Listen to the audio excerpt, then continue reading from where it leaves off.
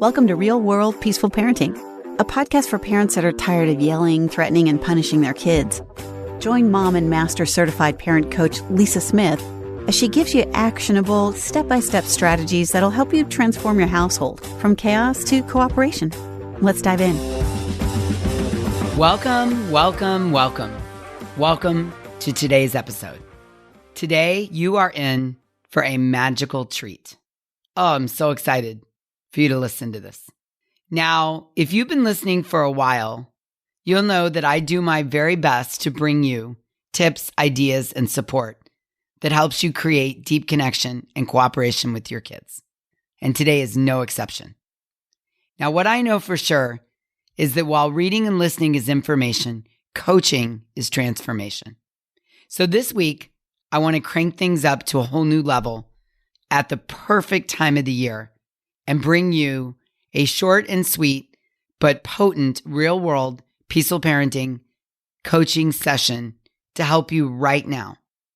What follows is a conversation with coaching between myself and a Hive member named Gail. Now, you might remember Gail from episode 36, Grandparenting Strong-Willed Kids. Gail and her daughter are both members of my community called the Hive. Gail is a proud peaceful parenting grandparent, while at the same time, Gail supports her daughter as her daughter brings peaceful parenting tools into her household with her 3 small kiddos. I am really honored to be on this journey with all of them and to be their guide, as well as everyone else that I have the pleasure of working with. So Gail came to this week's weekly Hive call to ask a question about gratitude, gift giving, and expectations for the holidays for her kids, and her grandkids. The coaching call was so helpful and on point that with Gail's permission, I felt compelled to share it with you at exactly this time of the year. Coaching gives you the opportunity to create transformation in your family. So I want you to listen to this week's episode and ask yourself what comes up for you as you listen, especially this time of the year. What can you take away from the episode that will help you stay in the moment and truly enjoy the holidays? Ask yourself, are there expectations, subconsciously or consciously, that you and your family have that need to be examined, altered, or dropped? Ask yourself, where am I most likely to get triggered or have too high of expectations of the holiday that we're about to celebrate? Ask yourself, if my kids don't like something gifted to them, how do I want to show up and respond? What am I expecting them to do? Or how am I expecting them to respond?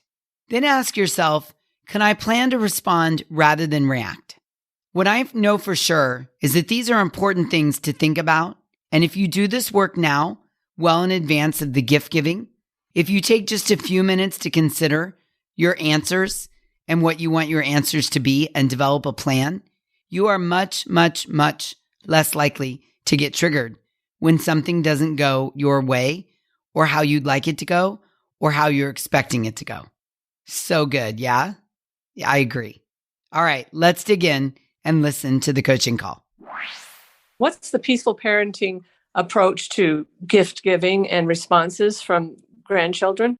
I mean, if they say, ooh, I don't like this, how do I guide my thoughts through that? And how do I help them to learn from the experience? Okay, it's a good question, Gail. What are we trying to teach these grandchildren that we're giving gifts to? No idea, really. I mean, just I love them and I did my best and I'm willing to work with them, but I don't want to be a permissive grandparent and say, oh, well, we'll go buy you whatever you want. Or do I just say, oh, man, that's hard. I don't know what to say. It depends. Well, this is why I asked it, because if we're trying to teach our grandkids to have an opinion about how they feel about things, then they get to tell the truth. Yes, right? I don't like this. I didn't want this. Yeah. If we're trying to teach them to be grateful regardless of what someone gives them, that's a whole different lesson. So to answer the question you asked me, I don't think there's a standard answer because every family is different, right? So some families might place a higher emphasis on, no, when someone gives you something, you must be grateful. And other families place a higher emphasis on, you get to decide how you feel about something. your grandkids are little. And so gift giving is tricky because there's a lot of honesty there. And do you want to honor that honesty? So let me say it this way to you, Gail. You get to choose. So one option would be, well, I'm going to go out and buy my grandkids these gifts, and I want them to like them. I want them to like the gifts. I want them to be grateful. I want them to be excited. And how I feel about myself and my gift giving depends on the response they give me, right? I don't want to do that. Right. That's the muggles of the world. Yeah. Then there's the grandmother that says, I feel grateful that I have the resources to buy them things and to show them my love. And I don't care how they feel about it. I'm not dependent on that. I feel the joy in just being able to give them things with no attachment for what I should get in return, because things factor into kids' response on Christmas or Hanukkah or whatever holiday people are celebrating. Let's think about this, Gail. Things factor in like, do I even want this? Did I ask for it? Is it exactly what I asked for? Am I rested? Am I hydrated? Is gifts my love language? Or is auditory my love language? And I told you I wanted a red truck and you got me a green helicopter. So now I don't feel like you heard me. A kid whose love language is auditory in that instance is going to have a completely different experience than a kid whose love language is gifts. I don't care what the gifts are. I just want gifts. Then there's siblings. Well, how come he got a bigger present than me because I'm 5 and I don't understand? A 5-year-old, I always think of this. A 5-year-old doesn't understand that a dime is worth more than a nickel because the dime is smaller, right? So, you can see brain development at play. If you show typically a 5-year-old a nickel or a dime, they're going to pick the nickel because it's bigger. So then you've got that coming in. Then how many other gifts have I got? What time of day is it?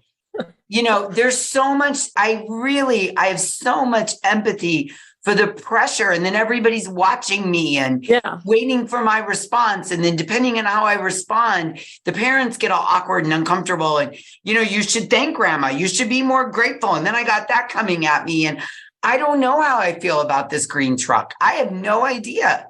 Oh, I knew you would be able to confuse the issue, but yeah, all good thoughts. I'll have to put some. Yeah, I would just give gifts for the joy of giving them and not care what the response is from my grandchildren at all. I can do that because then the joy is all on you and the excitement of I've made money. I have money to be able to buy these gifts and share things with them that I think they'll like. And there's just joy in that for me, regardless of the response.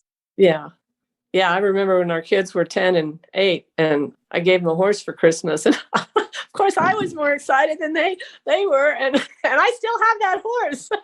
Listen, I have gotten Christmas wrong every year for 18 years. Oh, yeah, you've told us that. Yeah. And I'm going to get it wrong again this year.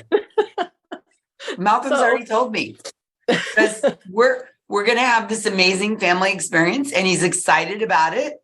Mm-hmm. But the experience means there's no presents. Yeah. So, for him, it's like, I kind of didn't sign up for this, Mom. You didn't ask me if I wanted to do this. And I'm like, you're right. Mm-hmm. He's right. You've given me some good thoughts. And, there's so much pressure on these little kids about this holiday. Yeah.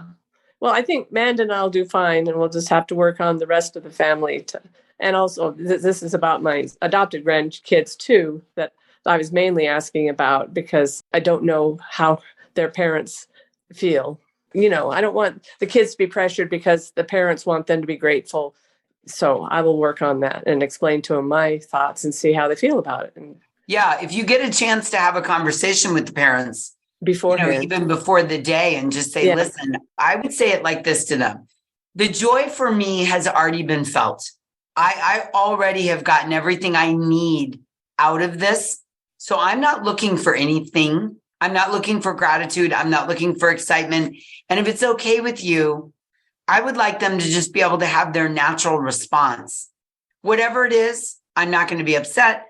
I'm not going to be embarrassed. And I don't want us to feel pressure to manipulate them into liking what I've gotten them. Yeah, just see what their opinion is of that attitude. And most parents, you're just going to have spoken Korean to them because,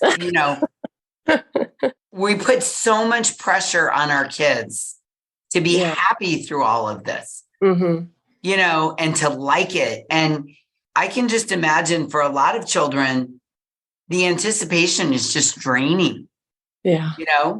Remember, frustration is when there's a gap between expectation and reality, right? So I have expectations, I'm anticipating, and then reality sets in. And if there's a big gap, and listen, I've created a big gap some years. I mean, Malcolm could happily tell you the stories of I told her I wanted X and I got Y, either because I was trying to save a dime or I didn't really listen the first time, or he had already told me he wanted something else and I got it. And then I couldn't make a last minute switch. I mean, I've let this kid down on gifts so many times, it isn't even funny. And I'm okay with it. You make it up for it in other ways, though, my dear. Yeah, so. I don't. Yeah. Yeah. That's great. No, this has been good, thought-provoking conversation. So thank you so much. You're welcome. I'm looking forward to doing Christmas with my grandkids if I can never get my tree up. Yeah, find the joy in it, Gail. Find the joy in it for yourself, not through that. Yeah, and just find the connection. And okay, I will do that. Good. Thank you so much for listening today. I want to personally invite you to head over to thepeacefulparent.com/welcome and sign up for my free Peaceful Parenting mini course. You'll find everything you need to get started on the path to peaceful parenting just waiting for you over there at www.thepeacefulparent.com/welcome. Can't wait for you to get started. Thanks for listening to Real World Peaceful Parenting. If you want more info on how you can transform your parenting, visit thepeacefulparent.com. See you soon.